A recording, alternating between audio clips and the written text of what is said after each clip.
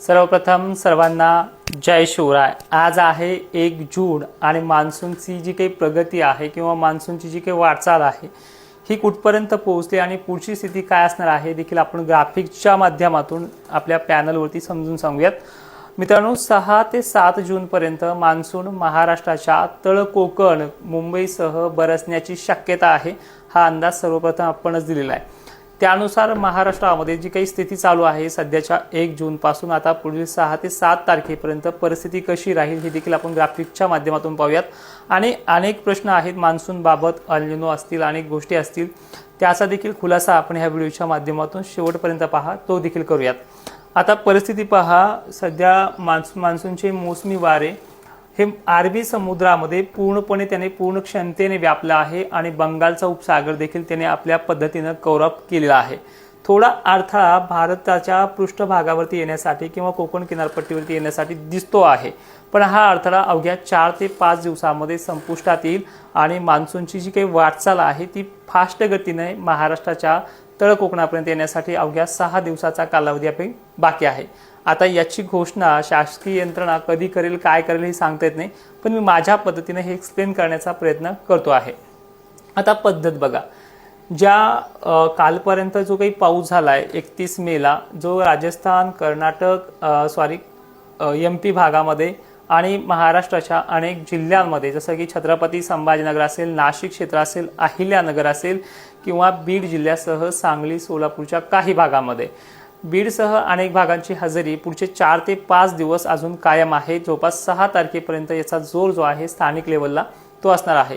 आता वाऱ्याच्या स्थितीनुसार जर पाहिलं तर हा पश्चिमी विक्षोभ वाटत नाहीये, हा पूर्णपणे मान्सूनच्याच वाऱ्यामुळे आलेला हा बाष्पयुक्त कंडिशन आहे। पण तो पश्चिमी विक्षोभ का म्हटला जातोय, कारण की पश्चिमेकडनं येणाऱ्या वाऱ्याला जी दिशा मिळते आणि त्या पद्धतीने तो पाहिला जातोय आणि हा पश्चिमी विक्षोभ वातावरण सक्रिय असतं, त्याला WD म्हटलं जाते। पण अनेक चित्र जर समोर पाहिलंय आपण की ह्या वातावरणाची जी काही क्रेज आहे, आता महाराष्ट्राच्या दिशेने जर पाहिलं आपण, काल दक्षिणेकडनं म्हणजे उत्तर साईडकडनं दक्षिणेकडे जाणारा जो काही प्रवास होता तो सरळ सरळ आपल्याला ह्या वाऱ्यामुळे दिसला। थोडे क्रॉसमध्ये ढग वाहत होते, म्हणजे धुळेकडनं, मालेगावकडनं बनलेल्या ढगाळ वातावरणामुळे कन्नड, सिल्लोड, वैजापूर, गंगापूर आणि अशा प्रकारचा हा प्रवास क्वचित पाहायला मिळतोय। म्हणजे उत्तर दक्षिण प्रवास हा देखील पाहायला मिळाला आणि हाच क्रॉस करत करत इकडे लातूरकडे जाण्याची शक्यता याची देखील जास्त राहते आणि आज देखील वाऱ्याची स्थिती आजच्या 1 जूनला देखील तीच पद्धतीने पाहायला मिळते। मग महाराष्ट्राच्या मान्सूनची आणि पुढील वाटचाल कशी असेल तुम्हाला कालच्या व्हिडिओमध्ये सांगितले, परवाच्या व्हिडिओमध्ये सांगितले, आजही सांगण्याचा प्रयत्न करतोय की मान्सून भलेही शासन किंवा इतर माध्यम ज्यावेळेस घोषित करायचे त्यावेळेस घोषित करील।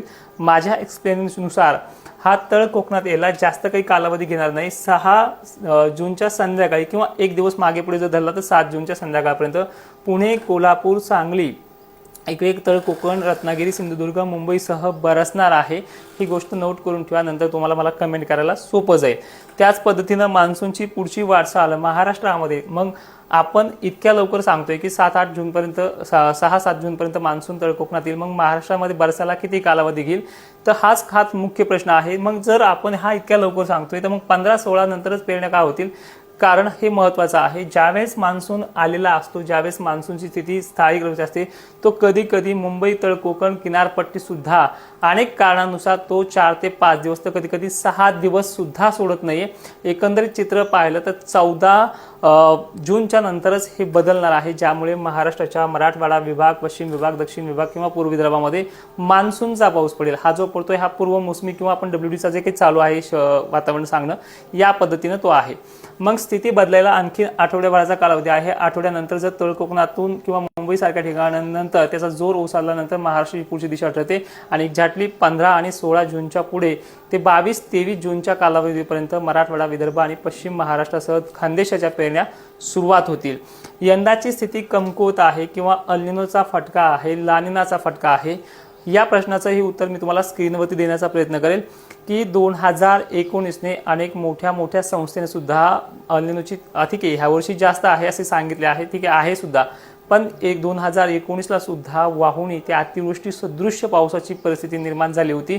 याचा अल्निनो मला एकानेही सांगायचं, जेवढे अभ्यासक आहेत महाराष्ट्रामध्ये सर्वांना सांगायचे की अल्निनो असला की दुष्काळ पडतोच का, याचं मागचं कारण सांगा। कारण की अल निनो हा एकटाच महाराष्ट्राच्या किंवा भारताच्या पावसाला कारणीभूत नसतो. परिस्थिती आणखीन आहे, जसं की आयोडी पॉझिटिव्ह राहणं, MGO जी काही त्याची सर्कल लाईन आहे ती देखील येत राहणार आहे. 3 फेज 4 फेज 6 फेज अशा पद्धतीनं वर्कआउट करणं हे देखील भारतासाठी अनेक वेळेस सक्सेसफुल ठरलेलं आहे. आणि या पलीकडेही जाऊन सांगायचं म्हणलं की महाराष्ट्राची स्थिती जी आहे एवढीही बेकार नाही आहे. पण आता आपण 15-16 जूनच्या नंतर ज्या काही पेरण्याच्या तारखा सांगतोय, कारण असं आहे की या पद्धतीचा मान्सून ज्यावेळेस मुंबई सोडल्याच्या नंतर महाराष्ट्रात स्थिर व्हायला 6-7 दिवसाचा कालावधी लागतो. आणि एकंदरीत आपण 10 वर्षाचा जर रेकॉर्ड काढला, तुम्ही जे अवकाळी पावसावरती पेरण्या करता ती वेगळी गोष्ट आहे, पण मान्सूनच्या पावसावरच्या पेरण्या ह्या 10 तारखेच्या आतमध्ये कधीच झाल्या नाही आहेत. 10, 12, 15, 16, 22, 23, 25, 26 पर्यंत झालेल्या आहेत. तर खान्देसारख्या ठिकाणी, पश्चिम महाराष्ट्रासारख्या ठिकाणी याच पेरण्या जुलै महिन्याच्या पहिल्या आठवड्यात सुद्धा झालेल्या आहेत. मग आता यामध्ये मला सांगायचं काय आहे की 15-16 नंतर ह्या पेरण्या स्टार्ट होतील. सध्या ही जी काही अडथळे आहेत 1-2 ठिकाणी वारे इथे आल्यानंतर थोडा अडथळा दाखवतात, कारण की इथे हाय प्रेशर सारखी कंडिशन, थंड वातावरण जे आहे ते बनलेलं आहे. पण महाराष्ट्राच्या दिशेने जर आपण पाहिलं, इथे गरमीची लेवल जास्त असल्यामुळे वातावरण हाय प्रेशरकडनं लो प्रेशरकडे सक्रिय जाताना दिसते आहे. आणि या पद्धतीनं बाष्प हे पुरवलं जाईल आणखीन 6 दिवस. याला WD म्हणलं तरी चालेल, काही अडचण नाही. पण हे पूर्णपणे मान्सूनच्याच वाऱ्याची एक कंडिशन राजस्थान आणि राजस्थान मार्गे दक्षिणेकडे येणारा जो काही प्रवाह आहे गुजरात मार्गे, तो खानदेश, पश्चिम महाराष्ट्र, विदर्भाला आणि मराठवाड्याला 6 ते 7 तारखेपर्यंत पाऊस देण्याची क्षमता ठेवतोय. आणि ह्याच क्षमतेमुळे पुढील 48 तासात जरी म्हणलं 2 तारखेला जाफराबाद, भोकर, कन्नड, सिल्लोड, यवतमाळ जिल्ह्यापर्यंत, खाली बुलढाणा जिल्ह्यापर्यंत, जे काय आहे वाशिम, लातूर परिसरामध्ये ह्या 5-6 दिवसामध्ये रोज मेघगर्जना, अवकाळी असे सत्र होत राहणार आहे. कारण की पूर्णपणे उष्ण लेवल जे आहे महाराष्ट्राच्या दिशेने ती वाऱ्यासह, बाष्पासह येण्याचा प्रमाण करत आहे. या व्हिडिओमध्ये एक सांगण्याचा प्रयत्न केला, शेवटपर्यंत का होईना ऐकण्याचा प्रयत्न केला, त्याबद्दल धन्यवाद.